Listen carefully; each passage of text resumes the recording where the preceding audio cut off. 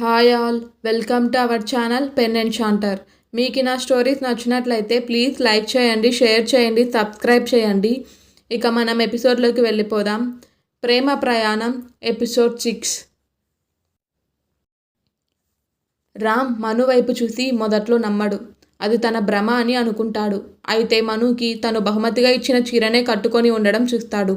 అప్పుడు అది తన భ్రమ కాదు, మను అని నిశ్చయించుకొని మను దగ్గరికి వెళ్ళడం స్టార్ట్ చేస్తాడు. ఇక్కడ మను కూడా రామ్ని చూసి షాక్ అవుతుంది. ఏం చేయాలో అర్థం కాక ఉన్న చోటునే స్తంభించిపోయింది. రామ్ మనుని చేరుకోబోతుండగా నిఖిల్ వచ్చి రామ్ని కౌగిలించుకొని, రామ్, ఈరోజు చాలా సరదాగా ఉంది. ఏం పాట పాడావు? పాత జ్ఞాపకాలన్నీ రిఫ్రెష్ అయ్యాయి అని చెప్పుకుంటూ పోతుంటే రామ్ నిఖిల్ని పక్కకు నెట్టి మను దగ్గరకు వెళ్ళాడు. మను అక్కడ లేకపోవడం చూసి అక్కడ ఇక్కడ అంతా వెతికాడు, కానీ అతనికి ఎక్కడా మను కనిపించలేదు. అతను విరామం లేకుండా ఆమెకై గాలించాడు. నిఖిల్ రామ్ కంగారు చూసి అతని దగ్గరికి వచ్చి అడిగాడు, రామ్, ఏమైంది? ఎందుకు అలా కంగారుగా ఏదో వెతుకుతున్నావు? ఏమైనా ప్రాబ్లమా అని అడిగాడు నిఖిల్. రామ్ సమాధానం చెప్పకుండానే వినయ్ అక్కడికి చేరుకుంటాడు. ఇలా అశాంతిగా ఉన్న రామ్ని చూసి అతని దగ్గరికి వచ్చాడు వినయ్. అన్నయ్య, ఏమైంది? నీకు బాగాలేదా? నువ్వు చాలా టెన్షన్గా కనిపిస్తున్నావు అని అడిగాడు. రామ్ వినయ్ని చూసి కౌగిలించుకున్నాడు. నేను తనని చూశాను అని చెప్పాడు. రామ్ చెప్పిన విషయం అర్థం చేసుకున్న వినయ్ రామ్తో, అన్నయ్య, నువ్వు ఏదో భ్రమలో ఉన్నావు. ఆమె ఇక్కడికి ఎలా వస్తుంది అని అడిగాడు వినయ్. లేదు, నేను ఆమెను చూశాను. ఆమె అదే చీర కట్టుకుంది. నేను ఆమెకి ఇచ్చినది. నా హృదయం చెబుతోంది వినయ్, ఆమె ఇక్కడే ఎక్కడో ఉంది. నేను భ్రమపడటం లేదు అని బదులిచ్చాడు. చెట్టు వెనుక దాక్కున్న మను అంతా వింటుంది. రామ్ నిఖిల్ స్నేహితుడని ఆమెకు అర్థమైంది. మను ఎలాగైనా అక్కడి నుండి వెళ్ళిపోవాలని అనుకుంది. తనని ఎవరు పట్టించుకోకపోవడం చూసి అక్కడి నుండి బయటకు పరిగెత్తింది. అప్పుడు రామ్ ఆమెను చూస్తాడు. రామ్ మను వెనుకే పరిగెత్తాడు. రామ్ మనుని చేరుకోకముందే మను టాక్సీ తీసుకొని వెళ్ళిపోయింది. కోపంతో రామ్ అక్కడే ఆగి ఉన్న కారుపై తన చేతిని కొట్టాడు. దాని కారణంగా అతని చేతిలో నుండి రక్తం రావడం ప్రారంభమవుతుంది. ఇంతలో రామ్ని అనుసరించి వినయ్, నిఖిల్ కూడా అక్కడికి చేరుకుంటాడు. రామ్ చేతిలోంచి రక్తం రావడం చూసి వినయ్, అన్నయ్య, నీ చేతికి ఏమైంది? గాయం ఎలా అయింది అని అడిగాడు. ఇంతలో నిఖిల్ జేబులోంచి హ్యాండ్ కీ తీసి రామ్ చేతికి కట్టాడు. అన్నయ్య, ఎందుకు ఇలా పరిగెడుతూ వచ్చావు? ఏం జరిగింది అని అడిగాడు వినయ్. వినయ్, తనే అని చెప్పాను కదా, మళ్ళీ చూశాను. నేను ఆమెను చేరుకోకముందే వెళ్ళిపోయింది అని వినయ్కి చెప్పాడు రామ్. ఆమె ఈ సిటీలోనే ఉంది. మనం ఆమెను కనుగొనాలి అని అన్నాడు. అన్నయ్య, నువ్వు ఆమెను ఎలా కనుక్కుంటావు? ఆమె స్వయంగా కలవడానికి ఇష్టపడనప్పుడు. అన్నయ్య, నువ్వు ఆమెను ఎలా కనుక్కుంటావు? స్వయంగా కలవడానికి ఇష్టపడనప్పుడు. తప్పిపోయిన వాళ్ళు దొరుకుతారు, కానీ ఉద్దేశపూర్వకంగా దాక్కున్న వాళ్ళని వెతకడం వల్ల ప్రయోజనం లేదని నువ్వే చెప్పావు కదా అని అన్నాడు వినయ్. ఇంతలో రామ్ కుటుంబం కూడా అక్కడికి చేరుకుంటుంది. రాజేంద్ర, రామ్ తండ్రి. ఏమైంది నాన్న? మీరిక్కడేం చేస్తున్నారు? అందరినీ ఉద్దేశించి అడిగారు ఆయన. ఏమీ లేదు నాన్న అని వినయ్ వాక్యం పూర్తి చేసేలోపు సురేఖ రామ్ చేతి వైపు చూస్తుంది. సురేఖ భయపడి, నాన్న రామ్, నీ చేతికి ఏమైంది అని అడిగింది. రామ్ ఏం మాట్లాడలేదు. సురేఖ రామ్ ముఖంని తన వైపుకు తిప్పుకొని, ఏం జరిగిందో చెప్పు, నీకు ఈ గాయం ఎలా తగిలింది అని అడిగింది. రామ్ తన మొహాన్ని పక్కకి తిప్పి సురేఖ వైపు చూశాడు. అతని కన్నీళ్లతో నిండిన ఎర్రటి కళ్ళను చూసి సురేఖ షాక్ అయింది. సురేఖ ఉద్వేగానికి లోనై, ఏమైంది నాన్న? నీ కళ్ళెందుకు ఎర్రబడ్డాయి? ఏడుస్తున్నావా? నిజం చెప్పు, ఏం జరిగింది అని రామ్ని అడిగింది. దాంతో అతను ఉక్కిరి బిక్కిరయ్యాడు. రామ్ గద్గద స్వరంతో, తను వచ్చింది, నేను చూశాను అని చెప్పాడు. అది విని సురేఖ కనుబొమ్మలు ముడిపడ్డాయి. ఆమె కోపంగా, నీకు పిచ్చి మళ్ళీ మొదలైంది. ఆ బజార్ది నీకు తగినది కాదని ఎన్నిసార్లు చెప్పాను? మర్చిపో, నేను చెప్పేది ఎందుకు అర్థం కావడం లేదు అని అంది. రాజేంద్ర కోపంగా, సురేఖ, నువ్వు ఏ భాష మాట్లాడుతున్నావో ఒకసారి గమనించుకో అని అన్నాడు. నేను చెప్పింది నిజమే. ఆమె వల్ల నా కొడుకు జీవితం నాశనమైంది. నేను ఆమెను ఎప్పటికీ క్షమించలేను. ఆమె ఎప్పుడైనా నా ఎదురుగా వచ్చినా నేను ఆమెను నా ఇంట్లోకి రానివ్వను. ఆమెకి నేను శిక్ష విధిస్తాను అని అంతే కోపంగా చెప్పింది. సురేఖ తన మాట పూర్తి చేయగానే రామ్ చేతులు పైకెత్తి అందరికీ సైలెంట్గా ఉండమని సిగ్నల్ ఇస్తూ అన్నాడు.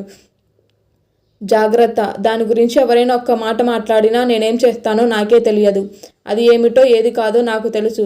తను ఒప్పో తప్పో నేను నిర్ణయిస్తాను. దాన్ని క్షమించే లేదా శిక్షించే హక్కు నాకు మాత్రమే ఉంది. మా మధ్య ఎవరు వచ్చినా జాగ్రత్త, నేను ఎవరిని కేర్ చేయను అని చెప్పాడు. అప్పుడే వినయ్, కానీ అన్నయ్య నువ్వు తనని వెతకనని చెప్పావు కదా అని అడిగాడు. హా, కానీ నా వల్ల ఒక కుటుంబం సంతోషం హరించిపోయిందన్న అపరాధ భావంతో నా జీవితాంతం నేను భరించలేను అని చెప్పి రామ్ వెళ్ళిపోయాడు. నిఖిల్ వినయ్ని గెస్ట్తో మీటింగ్కి వెళ్ళమని చెప్పి రామ్తో వెళ్ళిపోతాడు. రామ్ కార్ డ్రైవ్ చేస్తున్నాడు. మను ముఖం పదే పదే అతని కళ్ళ ముందుకొస్తోంది. అతని కారు ఆపి నిఖిల్ని కారు నడపమని అడిగాడు. నిఖిల్ వచ్చి డ్రైవింగ్ సీట్లో కూర్చున్నారు. ఇద్దరు ఇంటికి చేరుకున్నారు. నిఖిల్ రామ్ను పదే పదే అడిగాడు ఏమైంది అని. కానీ రామ్ సమాధానం చెప్పలేదు. నిశ్శబ్దంగా కూర్చొని ఏదో ఆలోచిస్తున్నాడు. ఇక్కడ మను ఇంటికి చేరుకుంది. నవ్య మనుని చూసి, ఇంత త్వరగా వచ్చావు, ఒంటరిగా వచ్చావా? అజయ్ ఎక్కడా? అతను నీతో రాలేదా అని అడిగింది. నవ్య, కొంచెం తలనొప్పిగా ఉంది, అందుకే నేను త్వరగా వచ్చేశాను అని తన గదిలోకి వెళ్ళిపోయింది. ఇక్కడ అందరూ పార్టీ ముగించుకొని ఇంటికి చేరుకుంటారు. రామ్ తన గదిలో నిఖిల్తో ఉన్నాడని తెలియగానే అందరూ ఊపిరి పీల్చుకున్నారు. అప్పుడు అందరూ కూడా తమ తమ గదులకు వెళ్ళిపోయారు. రామ్ ఏదో ఆలోచిస్తూ నిఖిల్ని అడిగాడు. నిఖిల్, నువ్వు నన్ను మనుకి పరిచయం చేస్తానని చెప్పావు కదా, ఏమైంది? ఆమె రాలేదా అని అడిగాడు. ఆమె వచ్చింది. నేను కూడా నిన్ను కలవడానికి తీసుకొచ్చాను, కానీ నాకు నువ్వు కనిపించలేదు. ఆ సమయంలో నువ్వు హోటల్ లోపల ఉన్నావు అని అన్నాడు. ఆమె తర్వాత కలుస్తానని చెప్పింది, కానీ నాకు తెలియదు. నేను ఆ తర్వాత ఆమెను చూడలేదు. బహుశా ఆమె ఇంటికి వెళ్ళి ఉండవచ్చు అని చెప్పాడు. ఏదో ఆలోచిస్తూ, నిఖిల్, నువ్వు ఆమెకు ప్రపోజ్ చేస్తానన్నావు కదా, ఏమైంది అని అడిగాడు. అవును, కానీ ఇదంతా ఎందుకు అడుగుతున్నావు? రామ్, నీ ప్రశ్నలన్నిటికీ నేను సమాధానం ఇస్తాను, కానీ నేను అడిగిన దానికి సమాధానం ఇవ్వు. నువ్వు ప్రపోజ్ చేసావా లేదా అని అడిగాడు. నిఖిల్, అది చేశాను, కానీ ఆమె నిరాకరించింది. ఒక అమ్మాయి నిఖిల్ని తిరస్కరించగలదని నువ్వెప్పుడైనా ఊహించావా అని అడిగాడు. ఎందుకు అని అడిగాడు. ఎందుకంటే ఆమె మరొకరిని ప్రేమిస్తుంది. ఆసక్తికరమైన విషయం ఏమిటంటే అతను ఆమెతో కలిసి లేకున్నా, ఆమెను ప్రేమించకున్నా ఆమె అతన్ని పిచ్చిగా ప్రేమిస్తుంది. ఈ కాలంలో కూడా ఇలాంటి అమ్మాయిలు ఉన్నారా? నేను నమ్మలేకపోతున్నాను అని అన్నాడు. నిఖిల్ మాటలు విని రామ్ మనసు చలించిపోయి లేచి నిలబడి నిఖిల్తో, ఆమె ఇల్లు నీకు తెలుసా అని అడిగాడు. నిఖిల్ ఇంతకుముందు పీజీలో ఉండేది, కానీ ఇప్పుడు నవ్య పెళ్లి తర్వాత ఆమె అజయ్తో కలిసి నివసిస్తుంది. నాకు అజయ్ ఇల్లు తెలుసు అని చెప్పాడు. రామ్ వెంటనే, నువ్వు నాతో రా, నేను ఇప్పుడు ఆమెను కలవాలి. నిఖిల్, కానీ ఎందుకు? ఇంత అర్ధరాత్రి ఏం జరిగింది రామ్ అని అడిగాడు నిఖిల్. నీకు దారిలో అన్ని చెబుతాను, కానీ ప్రస్తుతానికి నువ్వురా అని చెప్పి అతన్ని లాక్కెళ్ళాడు. మరోవైపు అజయ్ ఇంటికి చేరుకొని నవ్యను మనును ఎక్కడా అని అడిగాడు. మను తన గదిలో ఉందని నవ్య అతనికి చెప్పింది. అజయ్, ఏమైంది నీకు? ఎందుకు అంత కోపం? మను కూడా రాగానే చాలా దిగులుగా కనిపించింది. నన్ను చూస్తూ నాతో మాట్లాడలేదు. ఆమె నేరుగా తన గదిలోకి వెళ్ళిపోయింది అని చెప్పింది. అజయ్ సమాధానం చెప్పకుండా నేరుగా మను గది వైపు నడిచాడు. నవ్య కూడా అతనిని అనుసరించింది. అజయ్ డోర్ తెరవగానే మను తన బట్టలు సర్దుకోవడం చూశాడు. అది చూసి నవ్య ఆశ్చర్యపోయింది. నవ్య, ఏంటి మను ఇదంతా? బట్టలెందుకు సర్దుకుంటున్నావు? ఎక్కడికి వెళ్తున్నావు అని అడుగుతూ అజయ్ను చూస్తూ, ఏమైంది? మీ ఇద్దరి మధ్య ఏమైనా జరిగిందా అని అడిగింది.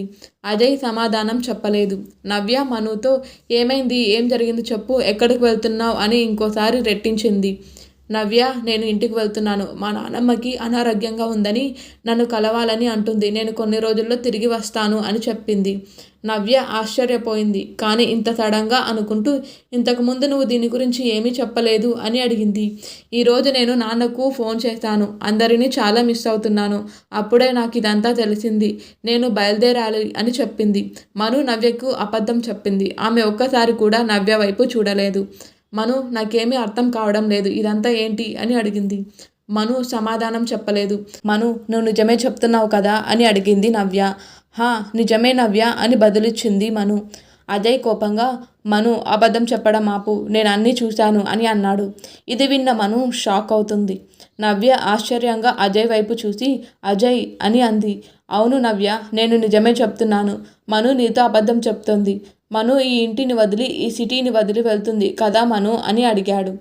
బావా, ఏం చెప్తున్నావు నువ్వు? నాకేమీ అర్థం కావడం లేదు అని అజయ్ వైపు చూస్తూ అంది మను. అజయ్ మను దగ్గరికి వచ్చి ఆమెను తన వైపుకు తిప్పుకొని, నిజమే కదా నేను చెప్తుంది, అలాంటప్పుడు ఎందుకు పక్కకు చూసి మాట్లాడుతున్నావు? సూటిగా చూస్తూ మాట్లాడు, నిజం చెప్పు. నువ్వు వెళ్ళడానికి కారణం మీ నానమ్మ లేక రామ్నా అని అడిగాడు. రామ్ పేరు వినగానే మను తడబడింది. అవును మను, నువ్వు మర్చిపోయి ఉండవచ్చు. నేను కూడా అక్కడే ఉన్నాను. రామ్ దగ్గర దాక్కొని నువ్వు ఎలా పారిపోయావో చూశాను అని అన్నాడు. అజయ్ కోపంగా అరిచాడు. మను, ఎందుకు మౌనంగా ఉన్నావు? ఎందుకు ఏమీ మాట్లాడవు? లేదు. నవ్యని ఇలా ఎలా చేయగలవు? నువ్వు నవ్యని ఒంటరిగా వదిలేయాలనుకునే దానివి. ఆమెను జీవితంలోకి ఎందుకు వచ్చావు? మనుషులను నమ్మడం ఎందుకు నేర్పావు? మనుషులను ప్రేమించడం ఎందుకు నేర్పావు? నవ్య ఎప్పుడు అనేదే నిజం. ఈ ప్రపంచం అంతా స్వార్థమే. స్వార్థపూరిత సంబంధాలు మాత్రమే సంబంధాన్ని పెంచుతాయి. నువ్వు నీ సొంత కారణాల వల్ల కూడా ఒక బంధం ఏర్పరచుకొని నీ అవసరం ముగిసినప్పుడు నువ్వు దానిని వదిలేస్తున్నావు, ఏమి చెప్పకుండానే అని కోపంగా అన్నాడు. ఇది విన్న నవ్య కలత చెందింది. ఎవరైనా నాకు ఏదైనా చెప్పండి. ఏంటి విషయం? నాకేమీ అర్థం కావడం లేదు. మరి మను, ఈ అజయ్ ఏంటి అంటున్నాడు? నిజంగా నన్ను వదిలేస్తున్నావా? ఎందుకు అని తడబడుతూ అడిగింది. ప్లీజ్, ఈ సమయంలో నన్నేమీ అడగవద్దు. నన్ను వెళ్ళనివ్వండి. నాకు టైం లేదు బావగారు. నా విషయం అర్థం చేసుకోండి. ఈ సమయంలో మీకేమీ నేను చెప్పలేను. ఈ పాటికి వాళ్ళకి నా గురించి అంతా తెలిసి ఉంటుంది. అతను ఎప్పుడైనా ఇక్కడికి వచ్చేస్తాడు. అతడు ఇక్కడికి రాకముందే నేను ఇక్కడి నుండి వెళ్ళిపోవాలి. దయచేసి నా విషయం అర్థం చేసుకోండి. నేను కొన్ని రోజుల తర్వాత తిరిగి వస్తాను. అప్పుడు నేను మీకు ప్రతిదీ చెప్తాను. కానీ ఈ సమయంలో కాదు. నేను నిన్ను చాలా ప్రేమిస్తాను నవ్య.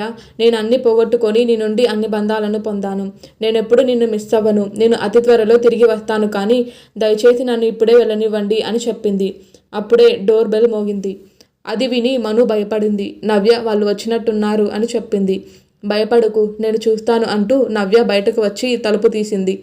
అజయ్ కూడా ఆమెను అనుసరిస్తాడు. నిఖిల్, రామ్ లోపలికి వచ్చారు. అజయ్ తనని తాను మామూలు చేసుకుంటూ, సార్, ఈ సమయంలో మీకు ఇక్కడ ఏదైనా పని ఉండి వచ్చారా? నన్ను పిలిచి ఉండొచ్చు కదా అని అడిగాడు ఏం తెలియనట్టు. లేదు, అలాంటిదేమీ లేదు. నిజానికి మనుని కలవాలనుకున్నాం, అందుకే వచ్చామని చెప్పాడు. అజయ్ బలవంతంగా నవ్వి, సార్, మీరు కావాలంటే తనని రేపు కూడా కలుసుకొని ఉండొచ్చు కదా. ఇంత రాత్రి ఇక్కడికి రావాల్సిన అవసరం ఏముంది అని అన్నాడు. ఏమీ లేదు మిస్టర్ అజయ్. ఏదైనా సరైన సమయంలో చేయడం నాకు ఉన్న చెడ్డ అలవాటు. నేను మనుకి థ్యాంక్స్ చెప్పాలి. ఎంత త్వరగా చెబితే అంత మంచిది అంటూ ఆమెకు ఫోన్ చేయడం మంచిది. నేను ఆమెను కలవాలి అని అన్నాడు రామ్. కానీ మను ఇంట్లో లేదు. అనితతో కలిసి తన స్నేహితురాలు ఇంటికి వెళ్ళింది. రేపు ఉదయం వస్తానని చెప్పింది అని నవ్య భయంగా అబద్ధం చెబుతుంది. రామ్కి ఆమె అబద్ధం చెప్తుందని అర్థమై నవ్వుతూ, పర్వాలేదు, ఉదయం వరకు ఇక్కడే వెయిట్ చేస్తా. మీరు టెన్షన్ పడకండి. వెళ్ళి రెస్ట్ తీసుకోండి. ఇప్పటికే చాలా అలసిపోయి ఉంటారు అని అన్నాడు. అలాగే సార్, కానీ మీరు వచ్చారు కదా, అంటే మీరు కొంచెం టీ లేదా కాఫీ తాగుతారా అని అడిగాడు అజయ్. దాని గురించి మీరు కంగారు పడవలసిన అవసరం లేదు. ఏదైనా కావాలంటే మేమే అడుగుతాం. మీరు వెళ్ళండి, కాస్త రెస్ట్ తీసుకోండి అని అన్నాడు. నిఖిల్ రామ్ దగ్గరకు వచ్చి అతని చెవిలో గుసగుసగా అన్నాడు. రామ్, నువ్వేం మాట్లాడుతున్నావో నాకు అర్థం కావడం లేదు అని. నిఖిల్, జస్ట్ చిల్ యార్. అజయ్కి ఏ సమస్య ఉండదు. ఏంటి అజయ్ గారు, నేను చెప్పింది నిజమేనా అని అన్నాడు. అజయ్కి ఏం చెప్పాలో తోచలేదు. అతను నవ్వి అవును అని తల ఊపాడు.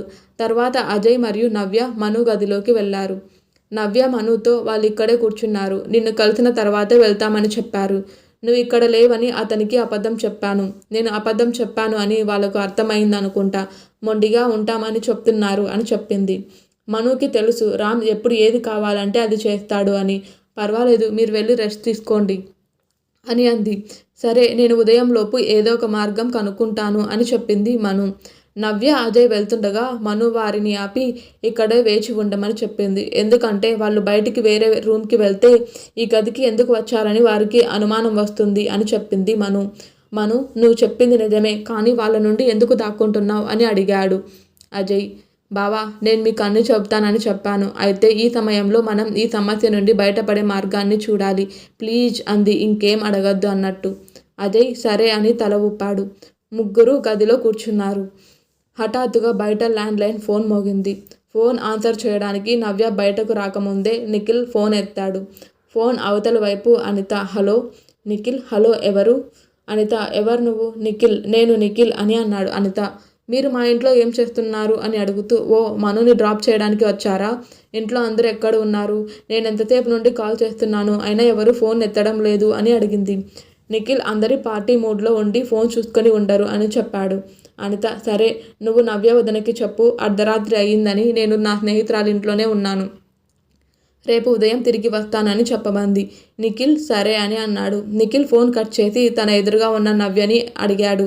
నవ్య, అబద్ధం ఎందుకు చెప్పావు? మను అనితతో ఉందని నువ్వు చెప్పావు, కానీ అనిత ఇంకేదో అంటోంది అని అడిగాడు. మణి ఎక్కడ ఉంది అని అడిగాడు.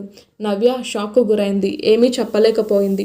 అప్పుడు రామ్, నిఖిల్ మను ఎక్కడుందో నాకు తెలుసు, నాతో రా అంటూ రామ్ మను గది వైపు కదిలాడు. నవ్య అతన్ని ఆపడానికి ముందు అతను తలుపు తెరుస్తాడు. ఒక్కసారిగా డోర్ తెరుచుకుంది. మను, అజయ్లు డోర్ వైపు చూస్తున్నారు. తలుపు దగ్గర ఉన్న రామ్ను చూసి మను కంగారు పడి ముఖం తిప్పుకుంది. మను ముఖం తిప్పుకోవడం చూసి రామ్కి కోపం పెరిగిపోయింది. దాంతో అతను కోపంగా, నువ్వేమనుకుంటున్నావు? నువ్వు నా నుండి దాక్కోవచ్చని అనుకుంటున్నావా? నేను నిన్ను వెతకడానికి ఎలాంటి ప్రయత్నం చేయలేదు కాబట్టి నువ్వు ఇప్పటికీ వరకు దాక్కొని ఉన్నావు. నువ్వు ముందుగానే నీ సామాను సర్దుకోవడం బాగుంది, వెళ్దాం పద అని అన్నాడు. నేను అక్కడికి రావడం లేదు. మను రామ్ వైపు చూడకుండా సమాధానమిచ్చింది. నిన్ను పర్మిషన్ అడుగుతున్నారనుకుంటున్నావా? సైలెంట్గా నీ వస్తువులను తీసుకొని రా అని కోపంగా అన్నాడు రామ్. అజయ్ ఏదో చెప్పాలనుకుంటాడు. అతను రామ్ వైపు వెళ్తున్నాడు. రామ్ చేతి సంజ్ఞలతో అతన్ని ఆపాడు. రామ్ కోపం మనుకి బాగా తెలుసు కాబట్టి అజయ్తో చెప్పింది. బావా, దయచేసి జోక్యం చేసుకోకండి అని అజయ్ ఆగాడు. నీ పంచాయతీ అయిపోయిందంటే ఇక్కడ నుంచి వెళ్దాం పదా అని అన్నాడు రామ్. నేను మీతో ఎక్కడికి వెళ్ళడం లేదు అని కోపంగా చెప్పింది మను. అది విన్న రామ్కి చాలా కోపం వచ్చి మను దగ్గరికి వెళ్ళి ఆమె చేతులు పట్టుకొని ఆమె ముఖం తన వైపు తిప్పుకున్నాడు. రామ్ ఇలా దగ్గరికి వచ్చేసరికి మను గుండె చప్పుడు వేగం పెరిగింది. కానీ ఆమె ఒక్కసారి కూడా రామ్ వైపు చూడలేదు. రామ్ మను మొహం దగ్గరకు వచ్చి, నేను చెప్పింది వినపడలేదా? నువ్వు డ్రామా ఆపి సైలెంట్గా నాతో వస్తే బాగుంటుంది అని అన్నాడు. మహి తల ఎత్తి రామ్ వైపు చూసింది. అతని ఎర్రటి కళ్ళను చూసి ఆమె భయపడింది. మను చాలా తక్కువ స్వరంతో తడబడుతూ, చూడండి మిస్టర్ సింహం, నాకు మీతో రావడం ఇష్టం లేదని చెప్పాను. మీరు నన్ను బలవంతం చేయకండి అని చెప్పింది. రామ్ మను మీద పట్టు బిగిస్తూనే, నేనేం చేయాలో ఏం చేయకూడదో నువ్వు నాకు చెప్పాల్సిన అవసరం లేదు. నువ్వు వస్తున్నావా లేదా అని చివరిసారిగా అడుగుతున్నాను అని అన్నాడు. మను పక్కకి చూస్తూ రాను అని అంది. నిఖిల్, మను లగేజ్ తీసుకో, వెళ్దామని చెప్పి రామ్ మనుని ఎత్తుకొని బయలుదేరాడు. అజయ్ రామ్ను ఆపాలనుకున్నాడు, కానీ నవ్య అతన్ని ఆపింది. మను తిట్టుకుంటూ విడిపించుకోవడానికి ట్రై చేస్తూ, మిస్టర్ సింహం, మీకు అర్థం కావడం లేదా? మీరేం చేస్తున్నారో? నేను మీతో రావాలనుకోవడం లేదు అని గింజుకుంటూ అరుస్తుంది. మను మాటలకు సమాధానం చెప్పకుండా అతను ఆమెను తీసుకెళ్లి కారులో కూర్చోబెట్టాడు. అతను తనతో పాటు వెనుక సీట్లో కూర్చొని నిఖిల్ను కారు నడపమని చెప్పాడు. నిఖిల్ లగేజీని కారులో పెట్టి డ్రైవింగ్ సీట్లో కూర్చున్నాడు.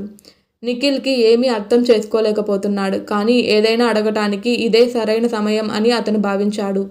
అందుకే సైలెంట్గా డ్రైవింగ్ చేయడం స్టార్ట్ చేశాడు. మిస్టర్ సింహం, కార్ ఆపండి, నేను దిగాలి అని అరుస్తోంది మను. రామ్ మను పెదవుల మీద వేలు పెట్టి సైలెంట్గా ఉండు అని అన్నాడు. రామ్ చాలా నిశ్శబ్దంగా ఉన్నాడు. నిఖిల్ కొంచెం దూరం వచ్చాక సిగ్నల్ దగ్గర కారు ఆపాడు. మను అవకాశం కోసం చూసి కార్ డోర్ మారిపోతుంది. రామ్ ఆమె వెంటే వెళ్ళాడు. మను వెనకాలే చూస్తూ పరిగెత్తడం వల్ల ఎదురుగా వస్తున్న వెహికల్ని గమనించలేదు. కానీ దాన్ని రామ్ చూస్తాడు. పరిగెడుతూనే మనుని పిలుస్తున్నాడు. మను ఆగలేదు. ఎదురుగా కారు వస్తుంది. అంత ట్రాఫిక్ సౌండ్స్లో రామ్ గొంతు వినిపించలేదు మనుకి. అప్పుడే మను అరుపు వినిపించింది మరియు చుట్టూ జనం గుమిగూడారు. ఇంకా ఉంది. Please please please please subscribe చేసుకోండి.